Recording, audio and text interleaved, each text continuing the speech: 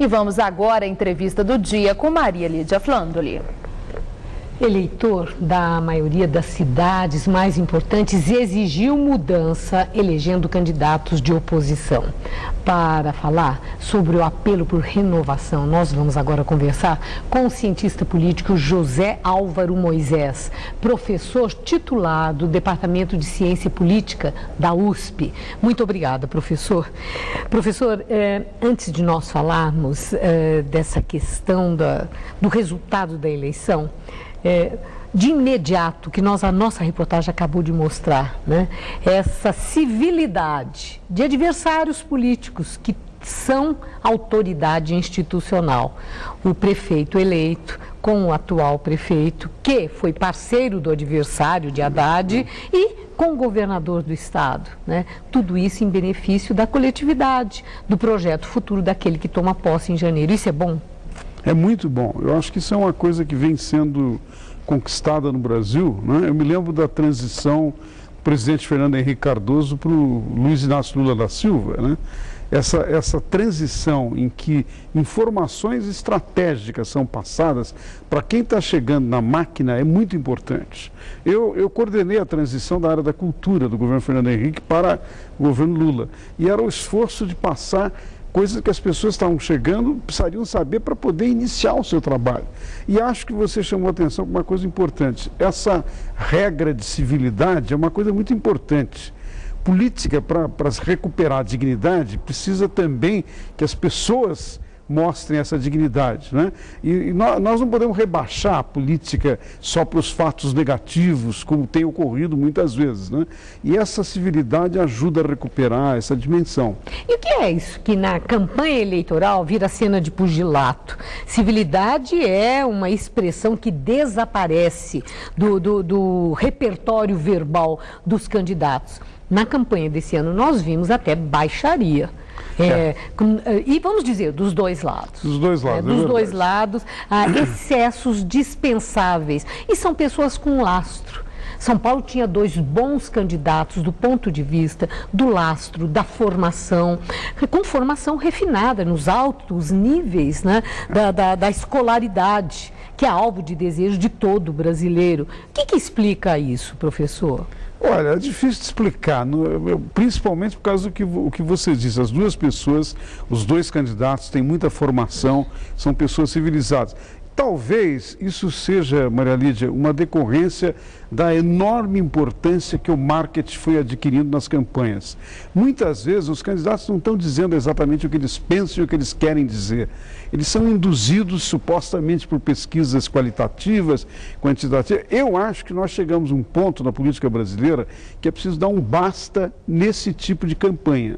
Eu acho que você tem toda a razão, né? O horário eleitoral gratuito e às vezes também os debates estão de tal modo enrijecidos que ao invés de estar a serviço da população de esclarecer, é um problema de, digamos assim, a jogadinha que o candidato A vai fazer contra o candidato B. Isso digamos, rebaixa o nível da campanha. Sem falar que com muito marketing as campanhas são caríssimas.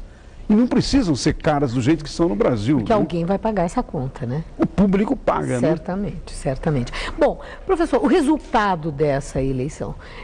Eu sou uma leitora dos seus artigos, nas suas reflexões sobre a democracia no nosso país.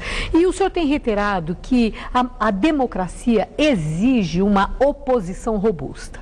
Nós observamos nessa eleição que o recado do eleitor é que ele quis mudança. Na maioria das cidades foram candidatos de oposição que foram eleitos. Que indicador é esse? É de vigor da nossa democracia?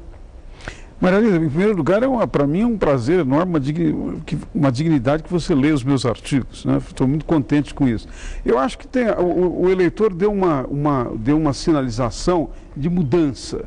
Em alguns lugares ele reelegeu, e em outros lugares, como você chamou a atenção, são vários partidos que ou estão na oposição, ou permaneceram, né? Ou num certo sentido estão surgindo, digamos assim, siglas e lideranças novas, não é? Eu acho que isso é um desejo de renovação que diz respeito a 2 coisas. Por um lado, o Brasil, num certo sentido, teve uma série de mudanças positivas, muitas delas, aumentou o consumo de categorias importantes da população, não é? E também começou a ter mais recursos para resolver problemas.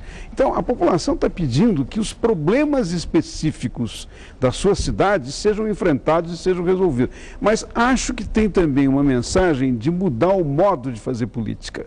Né? Mudar o modo no sentido de trazer para dentro do sistema político a participação das pessoas. Você veja que é uma coisa curiosa, diferente da França, diferente dos Estados Unidos, né?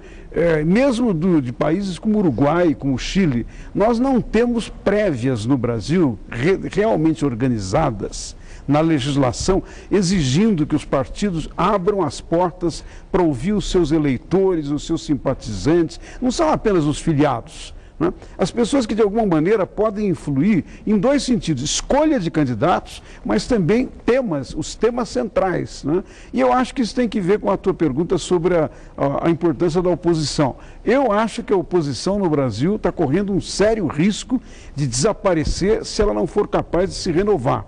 Eu acho que o PSDB, não é? O DEM e o PPS precisam fazer uma grande renovação na sua própria linguagem, na sua vida interna. Bom, esse apelo, de alguma forma, no próprio dia da eleição, um líder do PSDB, Fernando Henrique Cardoso, falou com todas as letras que o PSDB precisa de renovação. O Fernando Henrique é uma pessoa muito lúcida desse ponto de vista. Falou. Né? Ok. Em algum momento ele dizia que há uma fadiga de material que precisa ser enfrentada e depois pediu renovação. Renovação significa trazer mais jovens para dentro da política. Muito obrigada, professor. Uma boa noite. E agora vamos com vocês.